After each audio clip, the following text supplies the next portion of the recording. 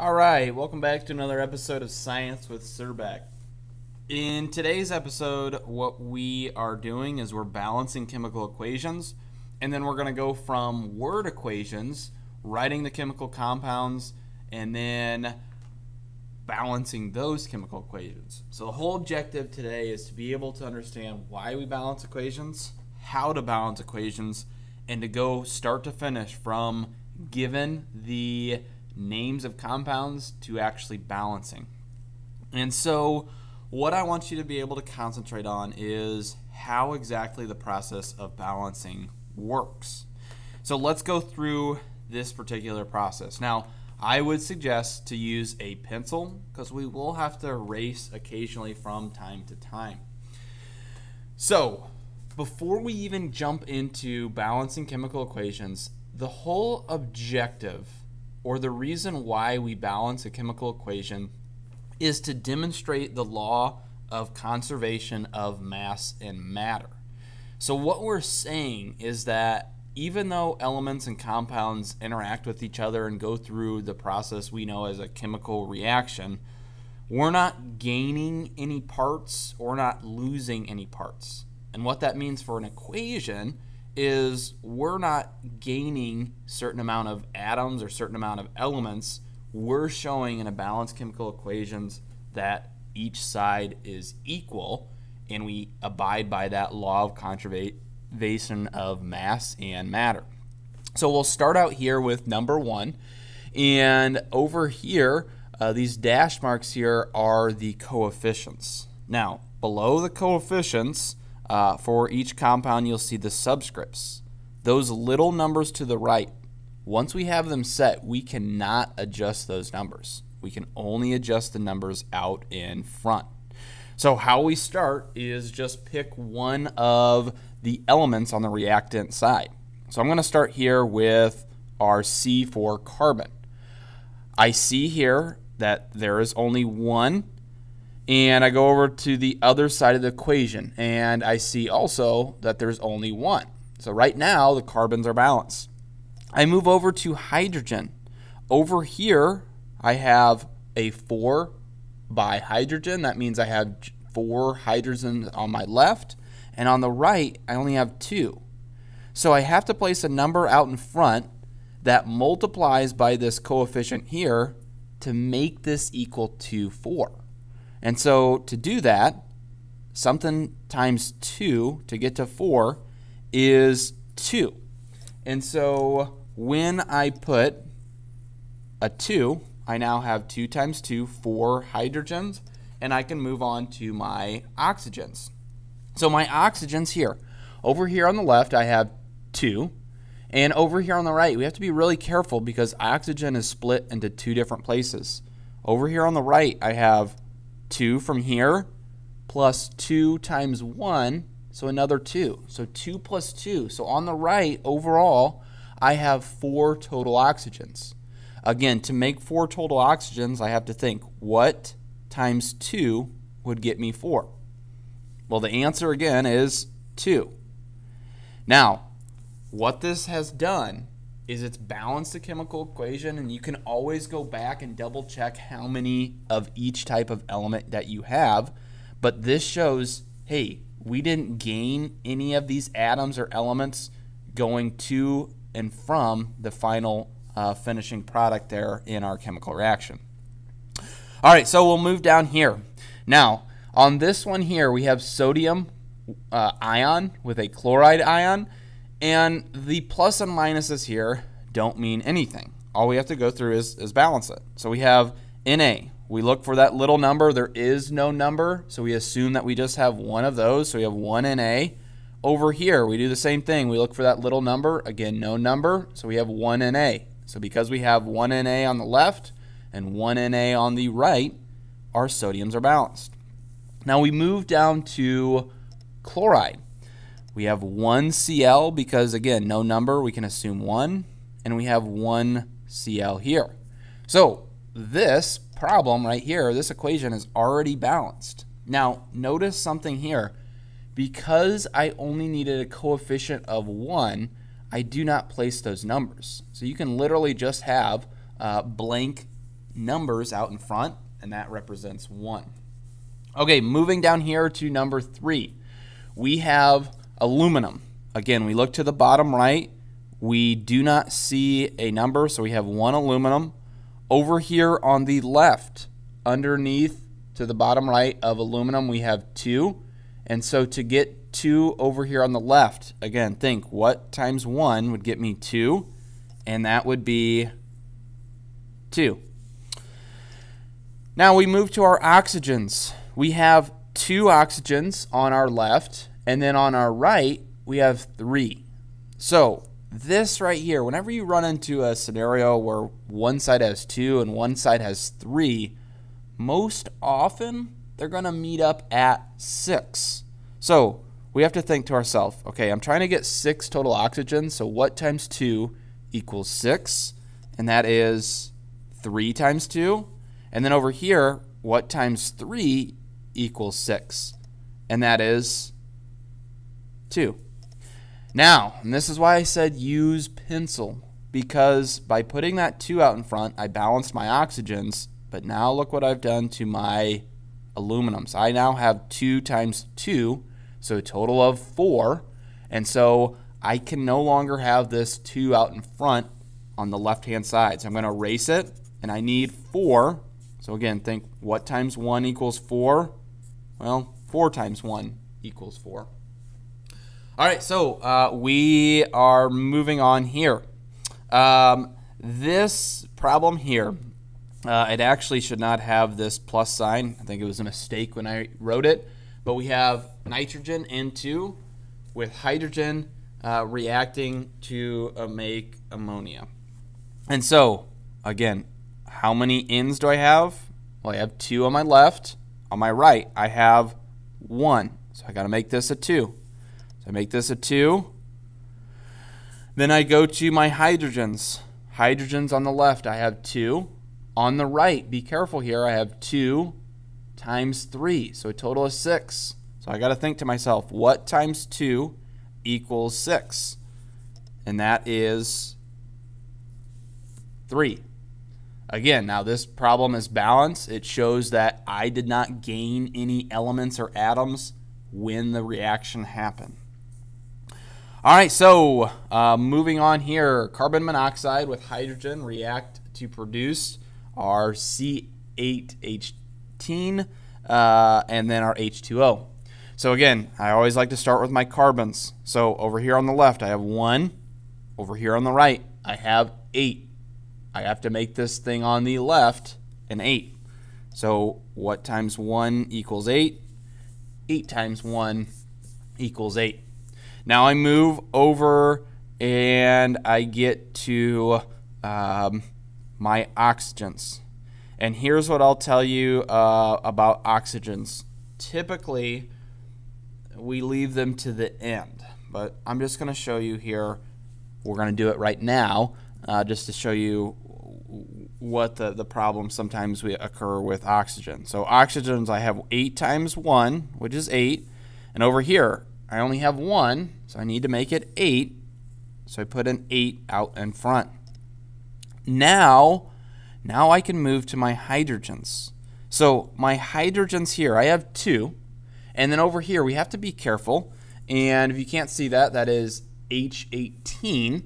And so H18, I have 18 plus 8 times 2, 16. So 16 plus 18 is a total of 34 hydrogens. That is a lot of hydrogens. And so I have to think to myself, what times 2 would get me 34 hydrogens?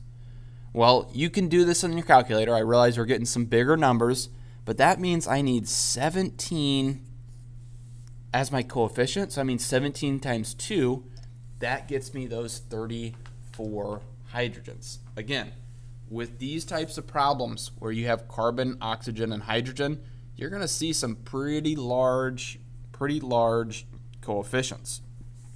Okay, so let's keep moving. So iron 3 oxide with carbon dioxide, or excuse me, carbon monoxide produces iron and carbon dioxide. We start out with our irons. We have 2 Fe's on our left. On our right, we only have 1. So we have to make that a 2 by placing a 2 coefficient out in front. And then we move on to our oxygens. Now, this right here is going to give us some problems because we have 3 oxygens from here and then an additional oxygen, so a total of 4 over here on the carbon monoxide. So we have a total of 4 on this left-hand side of the equation. Over here on the right-hand side of the equation, we have 2. We're trying to get to 4, so we need to put a 2 coefficient. So now we've balanced out our oxygens, but what we have done is we've thrown off our carbon numbers. So we have to go back to the drawing board and think, how can we alleviate this particular problem? Okay, so we have to do some thinking, and I'll say this is probably one of the more difficult ones to balance because we thought we were in the driver's seat here and we were going well until we hit this snag here with our carbons. So everything else is balanced now, but we've thrown off our carbons numbers. So something to think about is this. O2 can only ever give us an even number of oxygens. So what we need to do on this side of the equation is our total number of oxygens. We need to think, well, how can I get an even number? I'm at 4. How can I get that next even number, which would be 6? So I have to think to myself, okay, I have 3 and I have 1. Well, let's try something. Let's just say I multiply this number out in front by that coefficient of 3. So now I have 3 times 1 oxygens plus 3 is 6. And so what I need to do is try to get 6 oxygens. So what I do here, again, this is really important to use a pencil, or if you use a pen, you're going to have a lot of markings. What I need to do here is this. I need to think, okay, what times 2 can get me 6 oxygens? And that number is 3. Now, 3 times 1 is 3 carbon, and 3 times 1 is 3 carbon. So now we're balanced. So again, sometimes we have to have a little bit of give and take when we balance these particular equations. So we'll move on here to number 7. So number 7 here has sulfuric acid with lead for hydroxide, and that produces, again, lead for sulfate and water. So something I want you to notice here is we have polyatomic ions. I'm going to get to that in a second, but remember, we have polyatomic ions. So we start out here with our H's. And our H's here, we have 2 from our sulfuric acid, plus this 4, because it's written outside the parentheses, applies both to our H and our O. So we have 2 hydrogens from our sulfuric acid, and we have 4 from this OH. So we have a total of 6. Now, what times 2 could get us a total of 6 hydrogens over here? Well, the answer to that is 3. Okay, now we move on to our SO4s. Now, does everyone see how an SO4, and I'm just going to box this in to help everybody see it, SO4 is 1 polyatomic ion. Now, what's really nice about SO4 is that on the right-hand side, it stays together as that same polyatomic ion. So when I have these, I like to view these as one whole chunk if the polyatomic ion does not change. Now over here, there's no parentheses and there's no number written below the parentheses, so that just means I have 1 of these SO4s. On the right-hand side, I do have 2 of these SO4s. So I need to make 2 SO4s on the left, and the way in which I do that is I place a 2 out in front. So now our SO4s are balanced, And we can move on to our leads, our PB. There is no number, so we assume it's 1. So there's 1 here, and there's no number. We assume it's 1, so 1 on the right. Okay, now what we have to worry about is this. We have to worry about our hydrogens. So our hydrogen, again, remember we said we had 4 plus another 2. Well, now we've multiplied that out by 2. So we actually have a total of 4 plus 4 hydrogens. So we need to make a total of 8 hydrogens. And the way in which we do that is we place a 4 out in front. Now, that works out really nicely because the last thing we need is oxygens. And remember, we don't count these oxygens because we counted them as a chunk. So you can just block those sulfate oxygens out. Now we have 4 oxygens, and over here we have 4 times 1 oxygen. So we're balanced. Again, we ignore the sulfate because we've already accounted for that. Okay, moving through here. Aluminum and hydrochloric acid. Aluminum, there's 1 here, 1 on the right. Hydrogen, there is 1 and there is 2. So to make this balance, we need a 2. And then chlorine. Okay, well now we have 2 chlorines, and over here on the right we have 3 chlorines. So we need to do this. We need another even number. And the way I know that is because H2, I can only produce even numbers here. So what I'm going to do is this. If I need an even number of chlorines, and 3 is not going to work, the next even number that I can get is putting a 2 coefficient, so that makes it 2 times 3. And then I can go back and I can get my Cl's. So my Cl's, I have now 6. So I need 6 Cl's. So I erase that 2 and I put 6 times 1, so 6 Cl's.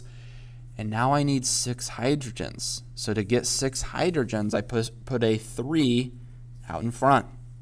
Now, what I have is I have 2 Als. So I have to go back again and make sure I have 2 Als. Okay.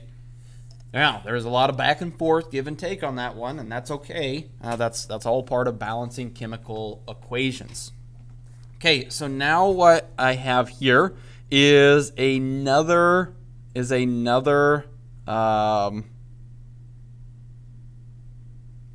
polyatomic ion that I have to worry about, and I have calcium phosphate react with sulfuric acid again and produces calcium sulfate and calcium hypophosphate.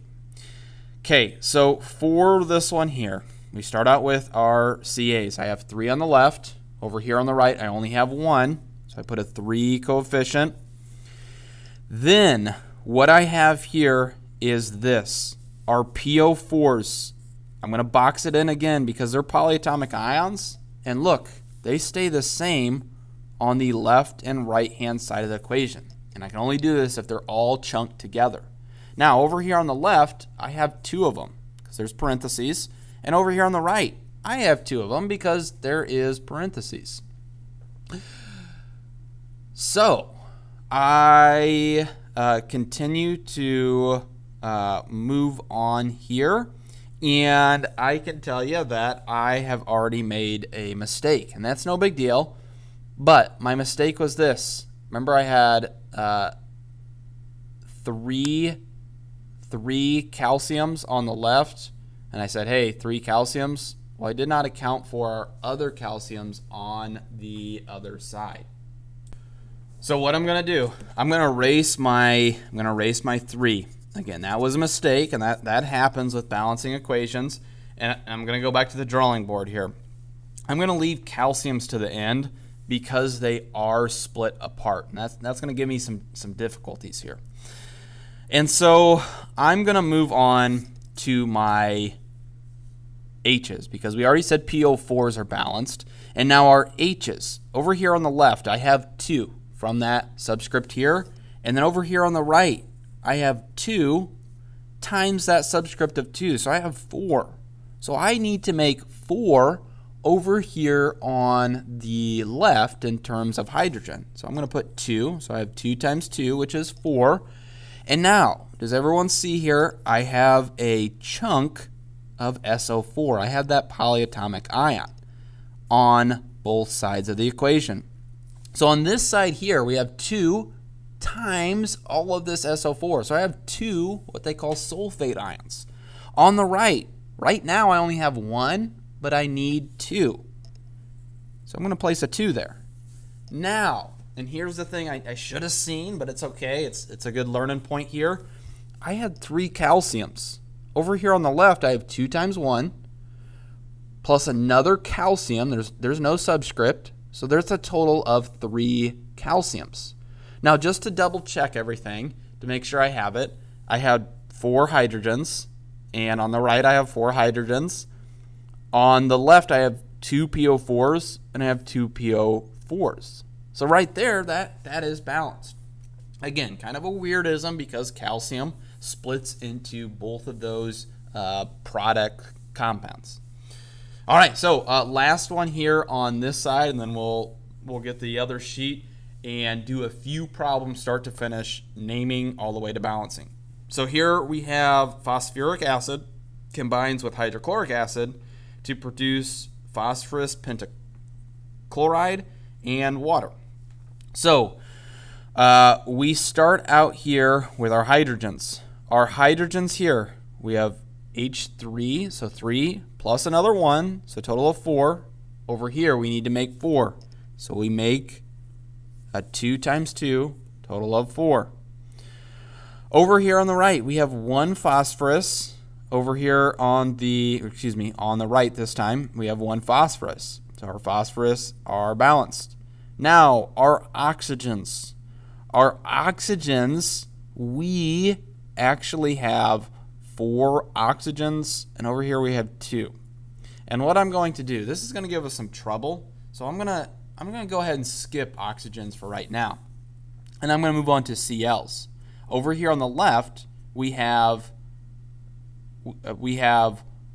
1 Cl, and over here on the right, we have 5 Cls. So to make this a 5, what I'm going to do is put a 5 out in front. Now, I know this throws off our hydrogen count, but I'm gonna wait to the end to see if I can't deal with our hydrogen count. And luckily enough for us, it is the end here. We have, by putting a 5 out in front, we have 5 times 1 plus these 3. So we have 5 plus 3, which is a total of 8. So I'm going to erase this because we need 8 hydrogens. And so what we do here is we place a 4 coefficient. So we have 8 hydrogens on the right. On the left, we have 1p. We have 1p on the right.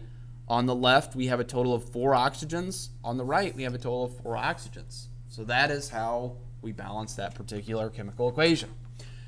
So now we have a base set up here of how we balance chemical equations. And the best advice I can give you is sometimes it's a guess and check and then reevaluate your answer. Because you saw me, I went back several times and I had to readjust my coefficients out in front.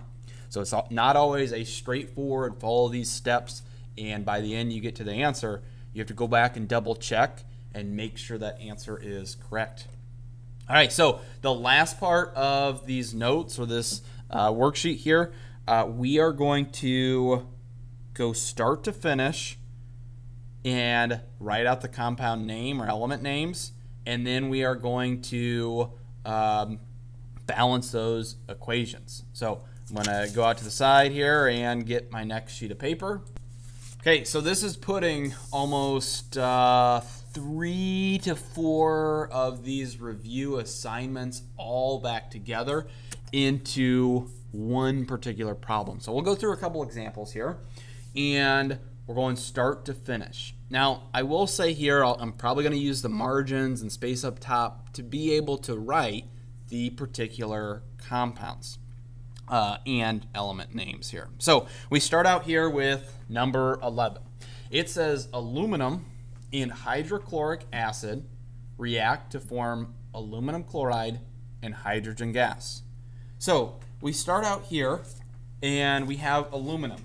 Now aluminum's by itself, and what you can do, what you always have to check is aluminum in my series of 7 that make up what we call diatomic ions?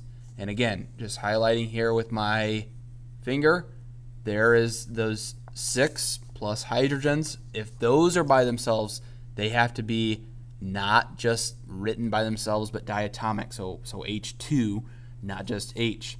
Aluminum is not one of those 7. Now aluminum here, you can see the symbol is Al. So what we do here is our first thing that we write down is aluminum. Now we add the other stuff that it is involved in that chemical reaction, so a plus sign. And then we get to hydrochloric acid. So we have to go through the naming protocol with hydrochloric acid. First off, it is an acid. Whenever you see an acid for this class, we're going to say, hey, it has an H, but an H with a 1 plus, okay? Now, hydrochloric acid. Whenever you see the prefix hydro, you are going to have a single element behind that hydrogen. So, chloric. There is no element named chloric on the periodic table, and so if you remember, we changed the ending of chlorine, and we crossed it out, and we made chloric. So now we're looking for chlorine. On the periodic table, you can see Cl is the symbol for chlorine. Now, some of you may have memorized the charges for chlorine, but if you haven't, if you take a look in this thing called the ion formula chart, and you find Cl, it has a 1 minus charge. So we have a 1 minus charge. Now with the charges, what we do is we crisscross the charge number to become that subscript. So because each of these are 1, all we need to do to write the formula for hydrochloric acid is just put HCl down. Now this says, hey, it reacts to form. So that means we need to draw our reaction arrow. It says it reacts to form aluminum chloride. This time, aluminum is involved in a compound. And we already looked up the symbol for aluminum. So out here, I'm going to write down Al, and then we need to look up the charge. So the charge for aluminum, if you look on your chart here, is Al3+. So I'm going to put Al3+, and then chloride is the same chloride that we use for hydrochloric acid. So we're going to put Cl 1 minus. So now we crisscross the charge number. So we lasso this charge number. That tells us how many ALs do we need. We need 1 AL because we flip-flop that charge number. So AL. And then we have 3 plus.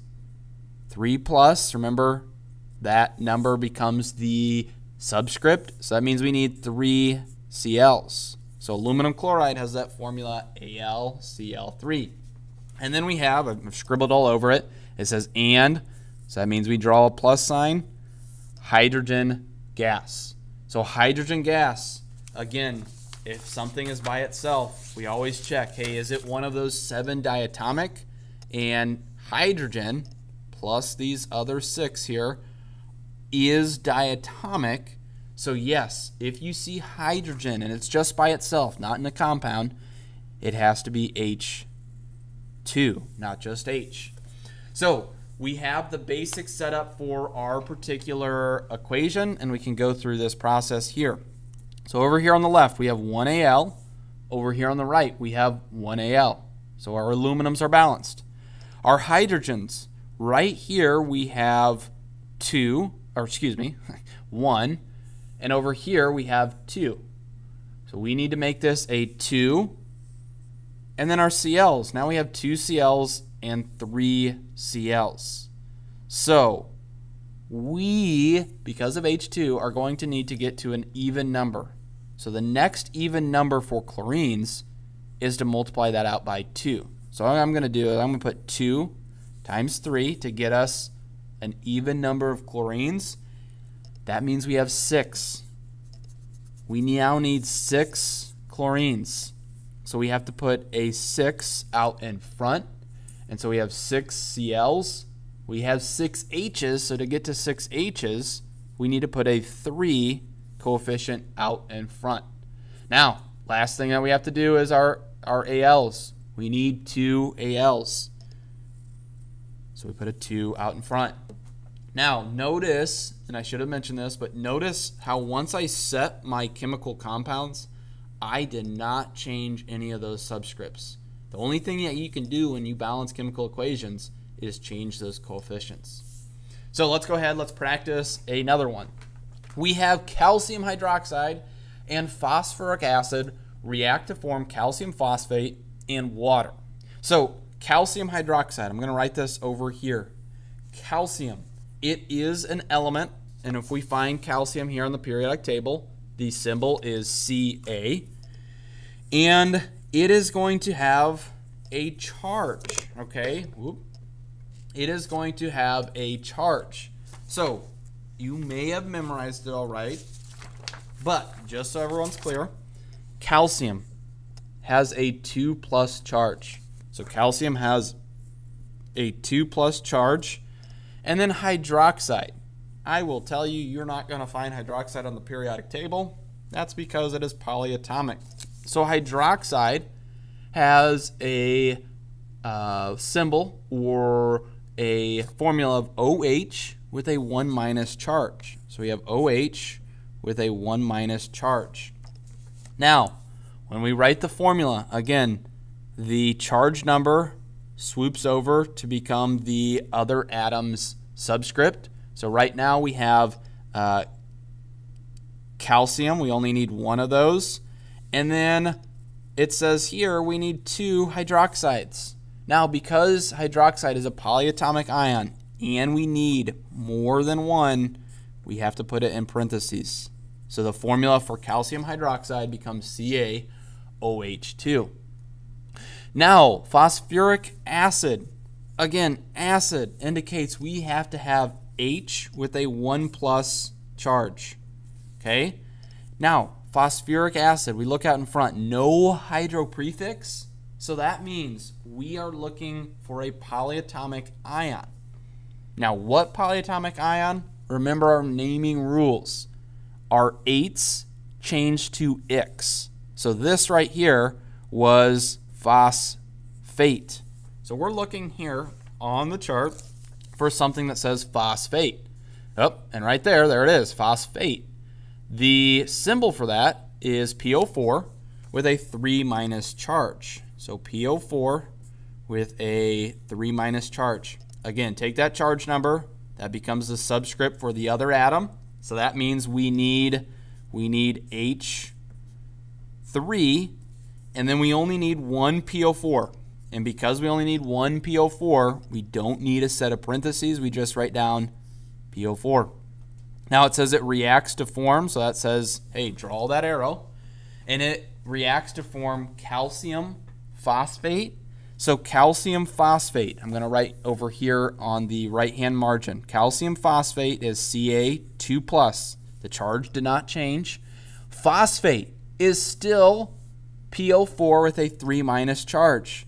So we have PO4 with a 3- charge. We take the charge number. That becomes the subscript for the other atom. And so that means we need Ca3. We need 2 PO4s. Now, because we need 2 PO4s this time, we have to put phosphate there in parentheses. Then it says, hey, it has water. Well, the formula for water is just H2O. Okay, so that is how we set up our equation, and now we need to balance it. So we look here, we have calciums. We only have 1 of those. Over here on the right, we have 3. So to make this a 3, we put a 3 out in front as our subscript. And then we move on here to our next item. Now, what I would do, everyone see how your O's and your H's break up to form this H2O? What I would do here is I would look at PO4. Remember, if we can keep things in polyatomic ions, it makes life a lot easier to balance. So I'm just going to look at PO4s. On my left-hand side here, I only have 1. On my right-hand side, I have 2. So I need to put a 2 out in front to make PO4 a total of 2. Okay, that really helps us out here. So now we need to worry about our H's. So our H's, we have this 2 applied to this H here. So we have 3 times 2, so a total of 6, plus 2 times 3.